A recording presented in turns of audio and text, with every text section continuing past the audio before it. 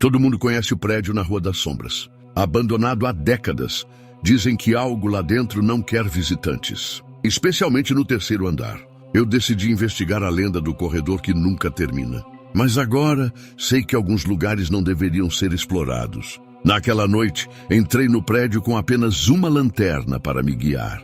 O ar estava pesado, como se o próprio silêncio pudesse me esmagar. Subi as escadas rangentes até o terceiro andar e lá estava ele. Um corredor longo e estreito, iluminado por uma luz fraca que parecia vir de lugar nenhum. É aqui, o corredor dos sussurros, murmurei para mim mesmo. Assim que dei o primeiro passo, ouvi algo. Um sussurro baixo, quase inaudível, ecoando pelas paredes. Parecia familiar, como vozes de pessoas que eu conhecia. Passei pela primeira porta e hesitei. A maçaneta estava gelada, mesmo com luvas. Abri devagar.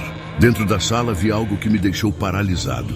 Era eu, aos 10 anos, sentado em um canto chorando. Era o dia em que meu cachorro havia morrido. Um momento que eu tinha tentado esquecer por anos. Fechei a porta rapidamente, mas os sussurros ficaram mais altos. Segui em frente, tentando ignorar o som. A segunda porta revelou outra cena. Minha ex-melhor amiga, gritando comigo durante nossa última briga. Ela disse coisas que eu sabia ser verdade, mas nunca quis admitir. Cada porta trazia à tona um segredo, um arrependimento, algo que eu havia enterrado no fundo da minha mente. Então, cheguei à terceira porta. Ela estava entreaberta, e dali vinha um frio cortante. Quando olhei para dentro, vi algo que não fazia sentido. Eu estava lá, adulto, sentado em uma cadeira, com um sorriso vazio no rosto.